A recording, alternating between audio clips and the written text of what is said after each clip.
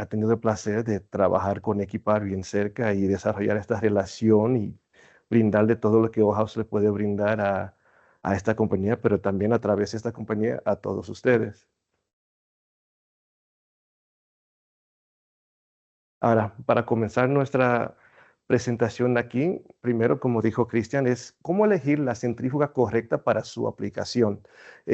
Son 6 pasos, bueno, vamos a hablar de 6 temas en general. Primero, una pequeña introducción a lo que es centrifugación, unos cuantos detalles sobre las aplicaciones de baja velocidad contra de alta velocidad, especificaciones claves que son necesarias para elegir la centrífuga, los tipos de rotores y cuáles aplicaciones especiales se pueden usar con los rotores.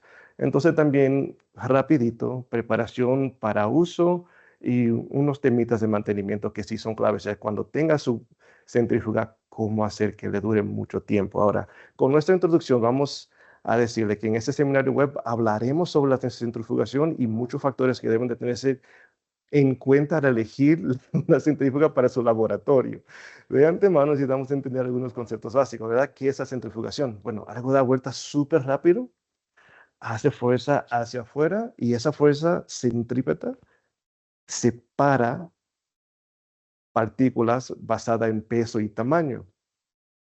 Ahora, súper simple, ¿verdad? O sea, usted se monta en un columpio, da muchas vueltas rápidas, siente esa fuerza centrípeta.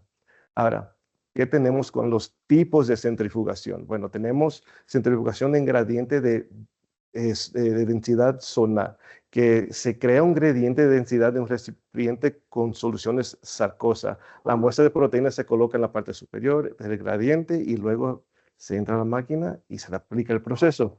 La proteína sedimenta según su coeficiente de sedimentación y las fracciones se recogen creando un orificio en el fondo del tubo y sale más o menos como en esta imagen aquí, a donde se ve un gradiente de colores y de flujos diferentes basado en el tamaño de las partículas.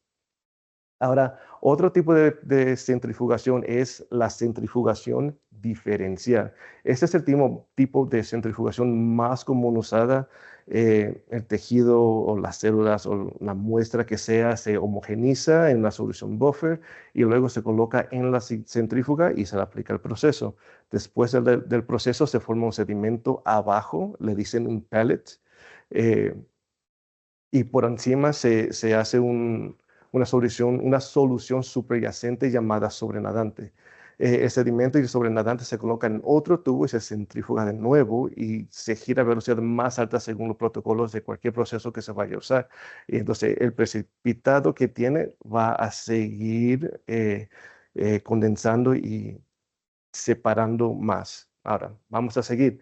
¿Cuáles son las aplicaciones de centrífugas de baja velocidad? Bueno, la centrífuga es ideal para aplicaciones generales de laboratorio, incluyendo separaciones de muestras biológicas, de materiales celulares, sangre y más efluentes orgánicos. Y además de aplicaciones clínicas como esas, se hace el PRP, PRF y separación de células lipídicas y aislamiento de células madre. Además, también se recomienda una centrifugación suave a baja velocidad de microplacas y que contienen microesferas para celulares primarias y en líneas celulares. Ahora, una sopa de palabras, ¿verdad? En general, cuando le hacen cualquier tipo de examen a uno, sea de sangre, cualquier otro efluente, se usa la centrífuga para separar esas moléculas o esas partículas y poder estudiarlas mejor y ver qué podemos hacer y de qué se trata. Ahora también en el tema de microbiología, para esto de ADN, ARN, también se usa velocidades bajas para no maltratar las células. La mayoría de los laboratorios también tienen una centrífuga estándar de baja velocidad y usan la sedimentación de rutina para partículas pesadas. Usualmente estos procesos pasan en una velocidad entre 4.000 y 6.000 RPM. Esos instrumentos generalmente funcionan a temperatura ambiente sin medios de control de temperatura. Eso se hace porque están rotando a baja velocidad, o sea, 5.000 RPM, 6.000 RPM, 4.000 RPM. Las centrífugas de baja velocidad también utilizan 2 tipos de rotores y que vamos a entrar en más detalles de los rotores en unos minutos, pero Los dos tipos es uno de ángulo fijo y otro oscilante con buckets. Y también se utiliza la separación de células hasta que las partículas se sedimenten y el sobrenadante para entonces separar o decantar a otros envases y seguir más procesos. Ahora, un poco sobre la centrifugación de alta velocidad. Esas sí son para trabajos de biología celular y molecular, para ADN, ARN, igual como la de baja velocidad. Pero esta, ya cuando se termina la primera, que se separa la sangre sobrenadante y se hace el pellet, se decanta a otro envase y seguimos ahora para la de alta velocidad, para separar el ADN y el ARN. Esta de alta velocidad sí se mueven como a 15.000, 20.000 RPM o más, ¿verdad? Y también usan refrigeración para mantener la recámara fría, para no maltratar las células. Entonces aquí sí hay tres tipos de rotores que usamos para la centrifugación de alta velocidad, igual de ángulo fijo, oscilante con buckets, pero también de columna giratoria. Ahora, un poco sobre los tipos de rotores, ¿verdad? Vamos a hablar sobre los rotores oscilantes contra los de ángulo fijo, rotores que son para aerosoles o rotores que son biosellados, rotores de columna giratoria y también rotores para hematocrito. Ahora, un poco sobre los rotores oscilantes contra los de ángulo fijo. Los rotores de ángulo fijo sostienen los tubos a un ángulo estable, típicamente 45 grados, pero puede variar un poco más o menos dependiendo del tamaño del rotor y el tamaño del tubo que se esté usando. Y eso es en relación con el eje de la rotación. El otro tipo, el oscilante o de columpio o swing out en inglés, es un rotor que gira y hace hacia afuera cuando se aplica la fuerza centrípeta y mantiene los buckets o los tubos aproximadamente a un ángulo de 90 grados con respecto al ángulo de rotación. Ahora, la gran diferencia entre esos dos es que el rotor oscilante es mucho más versátil. Usualmente se pueden poner diferentes tipos de tubos, diferentes tamaños, pero no va a una velocidad muy alta. Lo máximo que se ve en ese tipo de rotores, usualmente 4.500 RPM, 5.000 RPM, dependiendo del tamaño del rotor. Otra cosa es ahora con el rotor de ángulo fijo, no va a tener una separación muy clara, ¿verdad? Porque no es a 90 grados, pero al ser fijo y mantener ese tubo fijo en una sola dirección, puede ir mucho más rápido, ¿verdad? Entonces ahí sí podemos llegar a los 15.000, 20.000 o más en RPM y eso va a ser una separación de partículas más fuerte y más fuerte y más definida de esa manera. Ahora, los rotores biosellados. El uso de buckets y rotores sellados es una parte esencial de las prácticas seguras de los laboratorios cuando se procesan materiales peligrosos, ¿verdad? Para centrifugar o poner estos materiales en proceso crean unos riesgos biológicos, cuales se recomienda usar este tipo de rotor.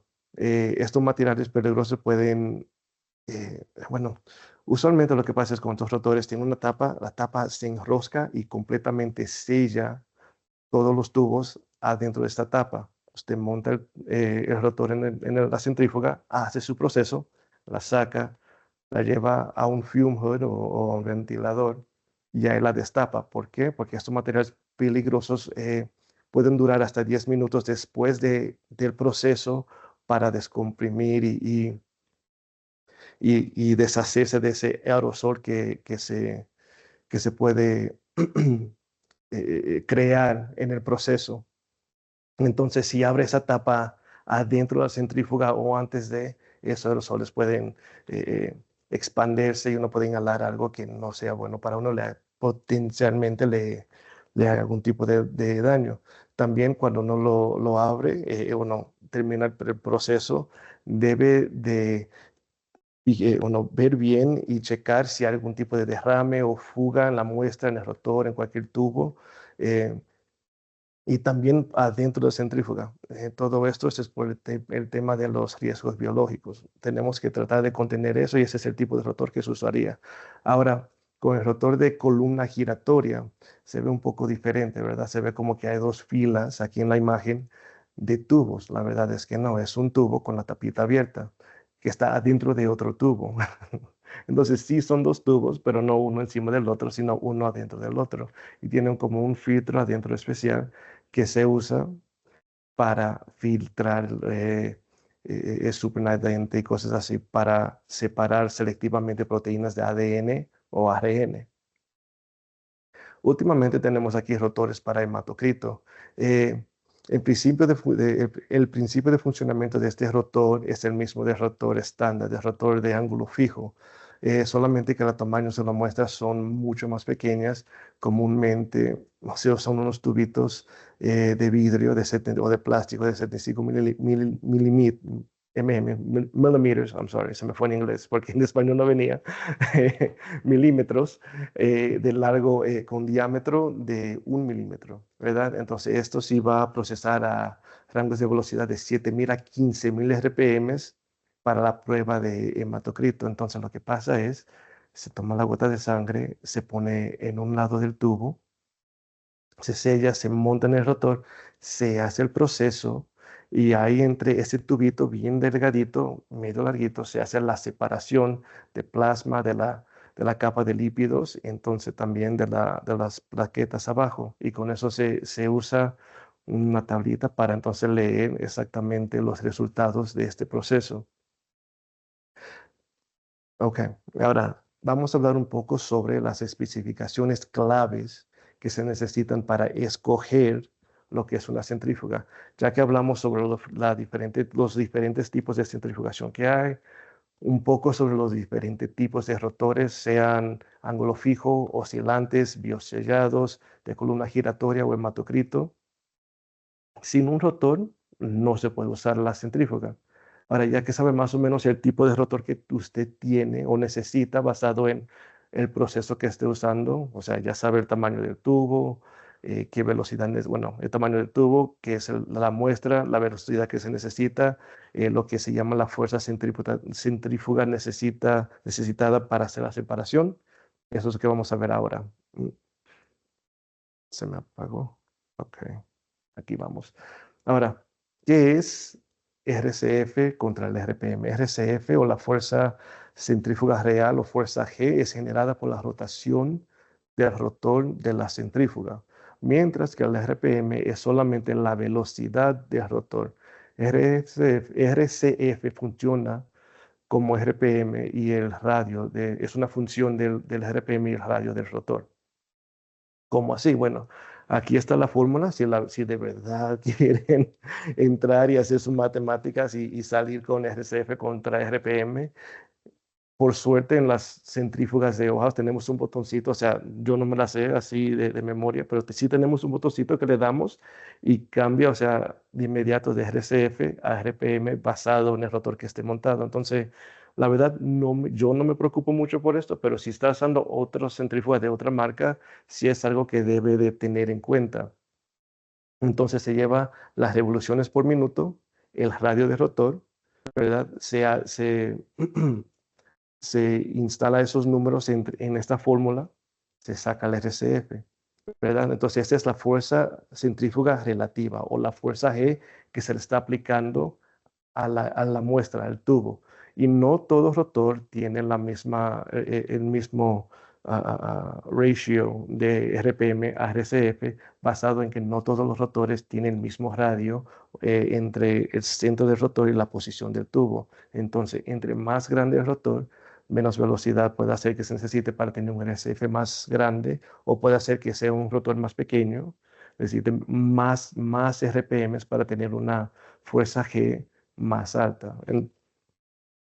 Y con esta fórmula aquí es algo que es como pueden llegar a ese número. O si usan una centrífuga Bauhaus, le dan el botoncito RPM RCF, le hacen la conversión para usted basado en el rotor que ya esté instalado. La mayoría de nuestras centrífugas sí tienen autorreconocción de rotores, entonces se toma todo esto a un proceso de solamente tocar un botón. Otra cosa que sí vamos a hablar es la refrigeración. Es una de esas palabras en español que a mí también me da un poco de trabajo, pero aquí la batallamos, ¿verdad? El control de la temperatura dentro de la cámara de centrifugación es importante y sí lo mencioné más temprano, pero vamos a dar un poco más de detalles aquí. Es importante, especialmente en las muestras que sí son biológicas. Las temperaturas pueden aumentar a veces más de 15 grados C cuando es una centrifugación de alta velocidad, ya cuando está como en 15.000, 20.000 RPM, 22.000 RPM, solamente el rotor dando vuelta contra el aire va a calentar esa recámara y a ser tapado y sellado con una goma. Ese calor no tiene a dónde salir, entonces incrementa esa temperatura que está dentro de la recámara para proteger entonces estas muestras de ADN, de ARN, que son de tejido orgánico. Se usa refrigeración para mantener control de esa temperatura de la recámara. La temperatura de la muestra durante la centrifugación está influenciada mayormente también por otras cosas, no solamente la temperatura del aire, pero también el material de rotor, la forma de rotor y la velocidad de rotación. Como le dije, entre más rápido, más caliente hace. Entonces, si es un rotor de, plastic compound, de un componente plástico, puede hacer que no se caliente tanto como uno de aluminio. Y también la forma de rotor, si es uno de ángulo fijo, es un poco más aerodinámico, no va a calentar tanto como de uno que es oscilante.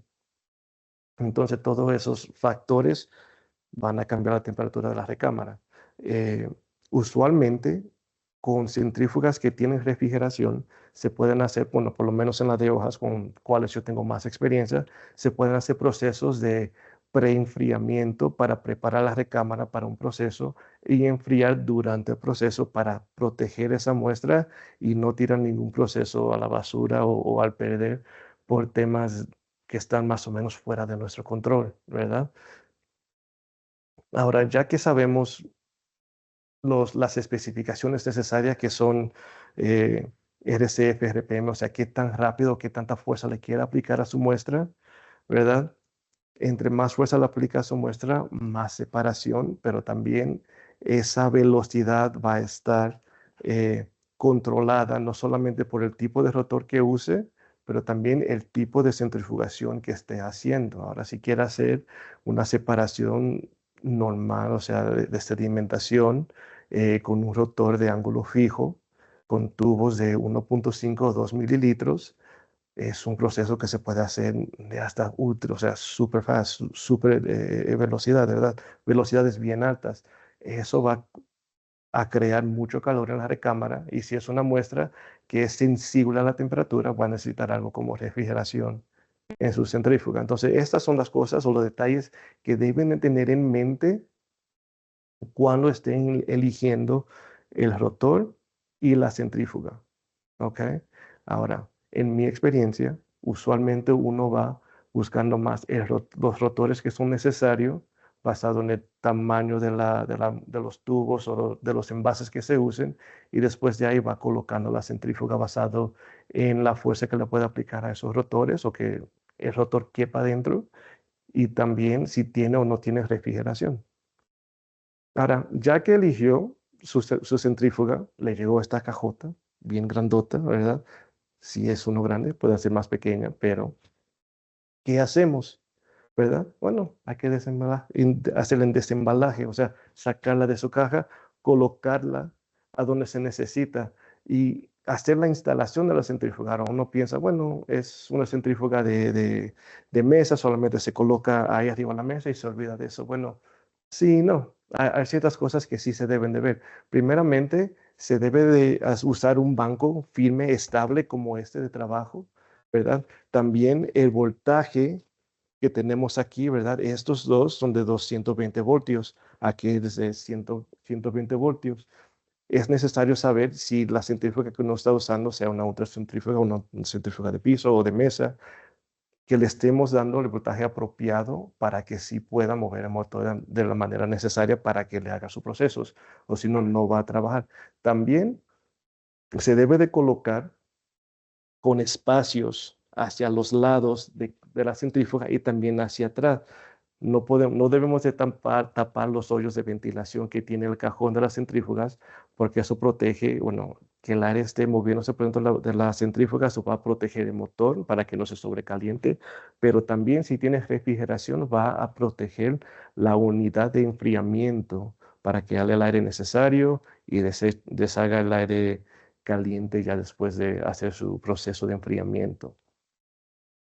Ahora, para usarlo, bueno, se instala el rotor, se levanta la tapa, usualmente se usa una herramienta para quitar una tuerca, se monta el rotor, se aprieta su tuerca, cierra la tapa y ya estamos bien. Eh, Ahora, últimamente lo que se hace es en el sistema de funcionamiento se ajustan los parámetros. Muchas centrífugas se le tiene que introducir el número, si tiene una característica que se llama reconocimiento de rotores, se le entra algún código para que la centrífuga sepa cuál rotor se le instaló y basado en eso, entonces la centrífuga misma le va a limitar la velocidad, la temperatura y el RCF que se puede hacer. Eh, con las de House tenemos, como dije, la mayoría de nuestras centrífugas tienen lo que se llama autorreconocimiento de rotores, que solamente se instala el rotor, se aprieta, se le da una media vuelta, se cierra la tapa y ya con eso la centrífuga sabe cuál rotor está instalado y no tiene que ir ajustando parámetros para que la centrífuga sepa cuál rotor tiene, cómo limitarle velocidades y todo esto. Ahora, eso es solamente si la centrífuga tiene reconocimiento de rotores o autorreconocimiento de rotores. Si no lo tienen, entonces tienen que usar el manual para ver el límite de velocidad de ese rotor, de RPM de ese rotor, y también el límite de temperatura que puede aguantar. Ok, y ahora, y aquí está todo eso, ¿verdad? Estos son los modelos, por lo menos de House, que tienen o reconocimiento automático de rotor, autorreconocimiento de rotor, ¿verdad? Son la serie FC 57, 58 y 59. Ahora, con las otras series, la 5706, la 55, esas sí necesitan manualmente establecer el reconocimiento de rotor y con la de House se hace de esta manera. En cada rotor está enstapado el número de material y la finalización de ese número, en este caso de la imagen, es el 72. Uno entra aquí al menú, le da el botón, gira la perilla y solamente busca el número 72, cierra la tapa y ahí está listo el rotor para hacer el proceso que se necesite. Ahora, ya que instaló su rotor, ¿cómo se carga? ¿Cómo se coloca la muestra? Bueno, es casi común, lógico decir, bueno, debe de ponerlo todo eh, balanceado y apropiadamente simétrico. Sí, lógicamente se debe de hacer así. Y así es, solamente que es mi deber de decirle y afirmarle eso. Entonces, como están las imágenes aquí, una imagen del lado izquierdo es cómo no hacerlo. El lado derecho, como si esta es la colocación correcta, o sea, que sea simétrico. Si tiene tres abajo, tres arriba, si tiene un lado lleno, el otro lado debe de estar lleno. Aunque tenga que llenar su tubo, sea de agua o de lo que sea, tiene que ir igual. Ahora, ¿qué pasa si no lo hace bien? ¿O qué pasa si sí lo hace bien, bien posicionamiento, pero como quiera, la centrífuga enciende, comienza a girar y para de una vez? O sea, no llega más de 300 RPM, 500 RPM y de una vez se apaga. Bueno, ahí tiene lo que se llama una vibración de, en inglés es a low frequency vibration, que es una vibración de baja frecuencia, pero que es muy fuerte. Entonces, si tiene algo súper mal que pueda suceder ahí, el posicionamiento de sus tubos no estén bien, está muy desbalanceada. Por eso es que no sale de baja velocidad. Ahora, puede hacer otro fallo a donde su centrífuga comience a hacer el proceso y llega a 10.000. O sea, el proceso es para 15.000, llega a 9.000, 10.000 RPM y se apaga. Bueno, ahí lo que tiene es algo que se llama a high frequency vibration o una vibración de alta frecuencia. Ahí, ¿qué puede hacer lo que lo esté causando? Bueno, puede hacer que sí posicionó exactamente bien sus tubos y todo, pero el volumen o la masa de cada tubo no es igual, ¿verdad? No es igual. Entonces, sí, sí, al principio cuando estaba a baja velocidad no vibra, pero ya cuando sí coge mucha velocidad, ese esa pequeña diferencias entre cada tubo o entre los tubos y las posiciones va a causar una vibración bien pequeña, bien leve, pero bien frecuente y o sea, por la seguridad no solamente de la muestra de la centrífuga del rotor, pero también del laboratorio y suyo, se apaga. Eh, Unos signos, bueno, aquí como están en las imágenes, como puede ser para corregir los desequilibrios, bueno, densidades iguales, pesos iguales y posicionamientos simétricos. Y también unos signos reveladores sobre lo que esté pasando es, bueno, escuche también, ¿verdad? Cuando vibra, si vibra bien fuerte y suena como una máquina de lavar que tiene la ropa toda tirada mal, bueno, ya sabe que es un desequilibrio de baja frecuencia, que es muy fácil que están muy mal posicionados sus tubos, o si hace algún ruido excesivo o algo así. Ahora, si suena como un tap, tap, tap, bueno, ya sabe que es alta frecuencia y puede hacer que los pesos, las masas no sean muy simétricas o iguales a través de todos los tubos. Entonces también tiene que checar eso. Ok, ahora, mantenimiento de su centrífuga, que se debe de hacer por lo menos semanal, ¿verdad? Bueno, se saca su rotor, que usualmente rotores, racks, adaptadores, tubos, todo, usualmente se queda dentro, a menos que sean rotores biosellados, que se tienen que abrir en un fume hood o un ventilador. Bueno, se sacan todo lo que está adentro de la recámara, se lava con una solución de etanol o de lavar que sea de pH neutro y después se seca a mano y se deja que del gabinete abierto para que se seque a aire. Eh, no entre ningún tipo de líquido, no recibe ningún tipo de desinfectante. Se puede formar, a veces se forma una condensación que se debe de eliminar cada vez en cuando después de cada proceso. Entonces se usa un paño suave para limpiar todo eso, o sea, no deje que se acumule esa condensación. Y también el procedimiento de mantenimiento debe realizarse cada 10 procesos más o menos, ¿verdad? O una vez a la semana. Si es una centrífuga que se usa 3 o 4 veces al día, bueno, claro, este plan semanal se hace cada 2 días. Si es algo que se usa 3 veces a la semana, bueno, entonces sí, cada viernes en la noche se hace eso y ya el lunes en la mañana está listo para usar. Ahora, un mantenimiento de centrífugas de más largo plazo sería algo que se hace cada 6 meses. Entonces aquí es una limpieza más en fondo, ¿verdad? Entonces aquí sí se hace una pequeña desinfección de la cámara de rotor y se usa también un detergente de pH neutro. También se limpia todas las áreas accesibles por los rotores, por las manos y todos los accesorios, incluyendo el cable de alimentación con un paño húmedo solamente para tumbarle cualquier polvo y todo y asegurar que nada esté roto ni se esté dañando ni haga ningún tipo de cracks o frays, o sea, que todo se vea que está de buen uso. También hay que lavar bien los sellos de goma que están por encima de la cámara de rotor que sella cuando la tapa cierra con agua. También las juntas, esta misma junta de arriba, si tiene una junta en el shaft a donde va montado el rotor, los mismos rotores, les voy a mostrar unas imágenes en un momento. Los mismos rotores también a veces tienen gomas que se puedan secar. Bueno, ahí sí se deben de frotar con glicerol o talco para evitar que se vuelvan, se resequen mucho y se pongan duras o se puedan romper. También el eje del motor se debe de limpiar con un paño suave. No se le pone grasa ni nada así en el eje del motor, solamente se limpia con un paño suave, seco y sin pelusa. Y también durante todo eso, la centrífuga debe estar apagada, asegura que esté desconectada de la alimentación.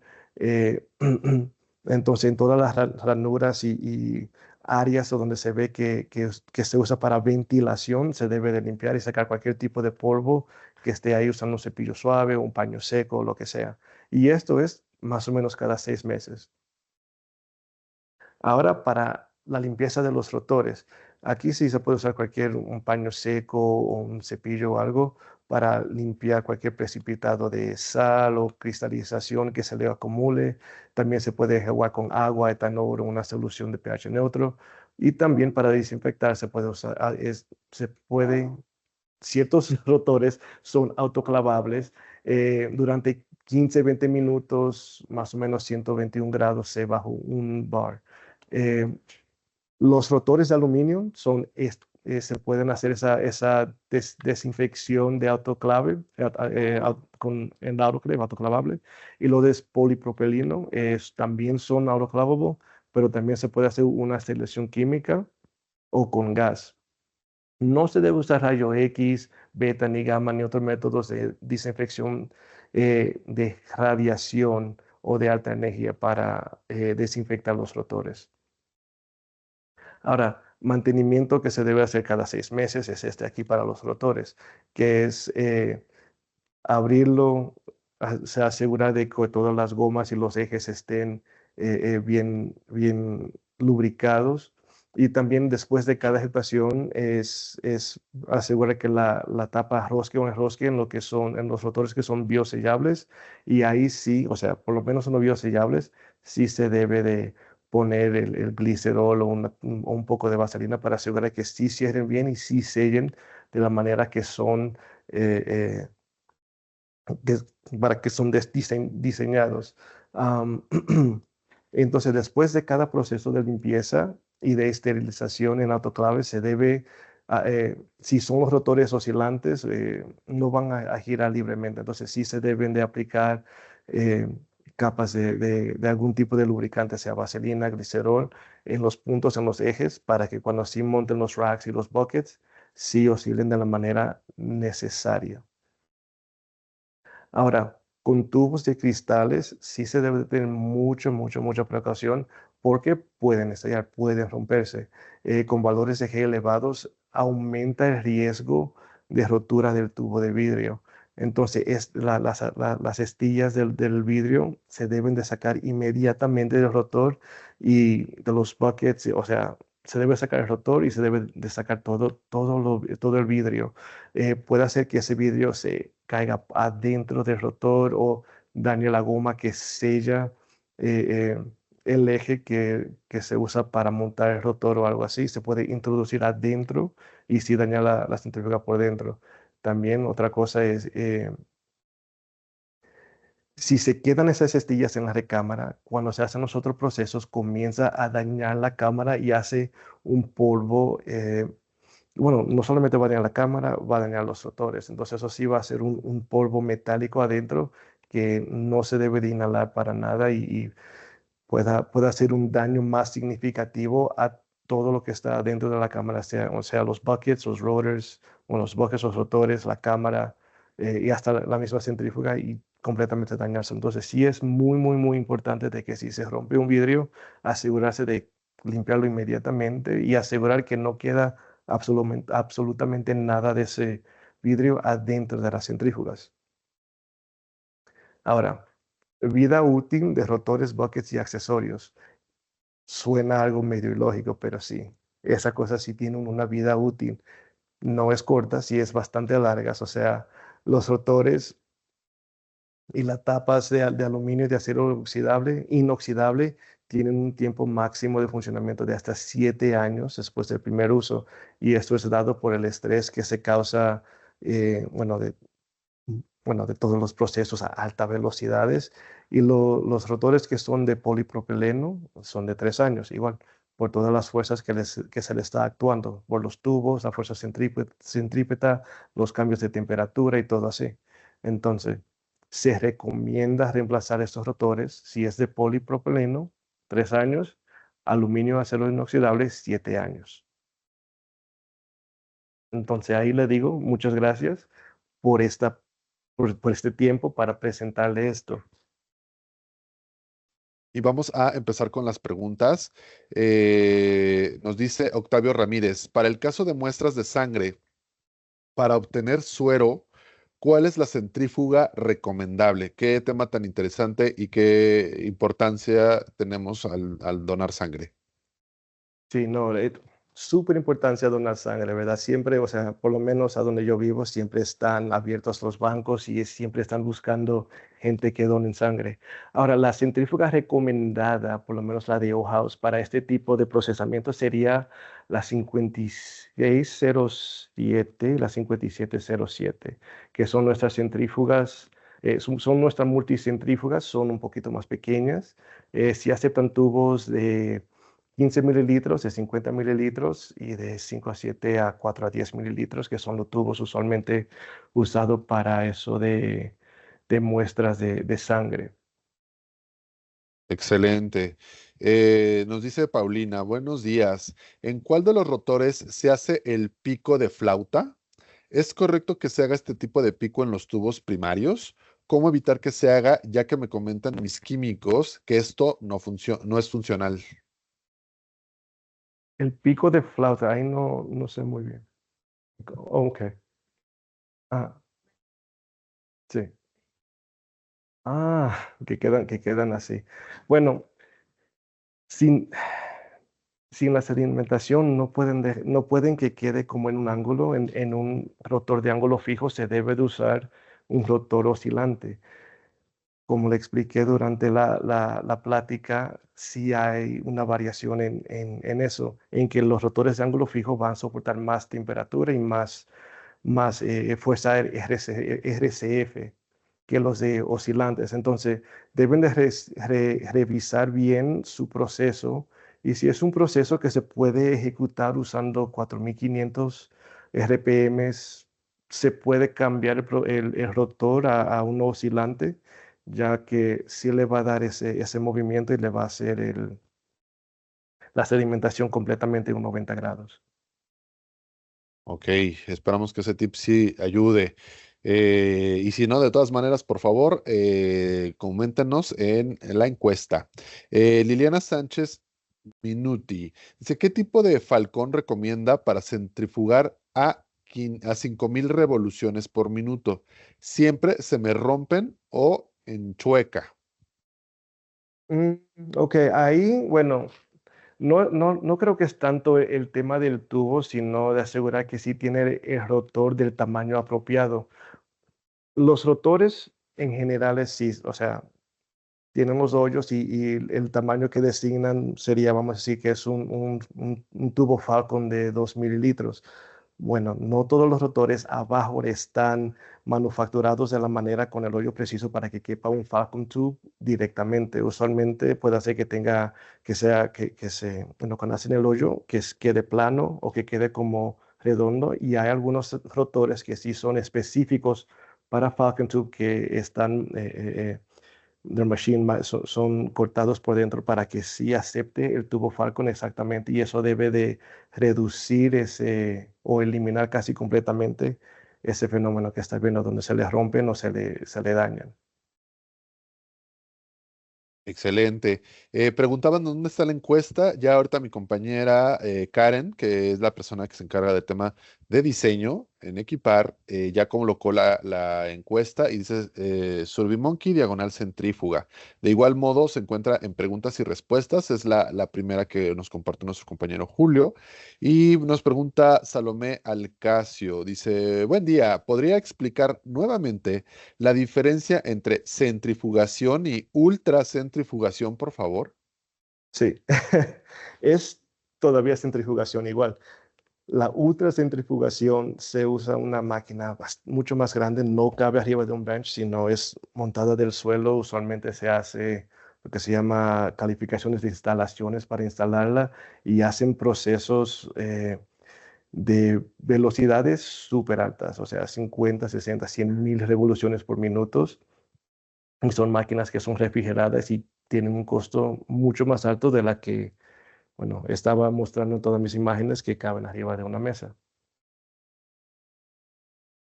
Muy bien. Dice, ¿cuáles son las centrífugas de volúmenes más grandes que tienen? ¿Y tienen centrífugas de flujo continuo? Bueno, ahora mismo las más grandes que tenemos son de cuatro botellas de 750 mililitros, pero sí estamos en proceso de tener una un poquito más grande que sí llegáramos a 4 botellas de 1 litro. Entonces ahí vamos. Así de flujo continuo no está en nuestro plan por ahora, lamentablemente. Pero sí tenemos, o sea, 750 mililitros ahora mismo y pronto 1 litro, 4 tubos de 1 litro vamos a tener. Excelente. Salomé Alcacio nos dice, algunas técnicas para aislamientos hacen la referencia de centrifugación para aislamientos de virus por durante 1 hora, 30 minutos o tiempos largos. Ahí permítanme un segundo que no alcanzo a ver. Ajá. Las centrífugas normales tienen contraindicaciones para estos tiempos de centrifugación o son centrífugas con características especiales. Bueno, puedo hablar solamente sobre las centrífugas de House.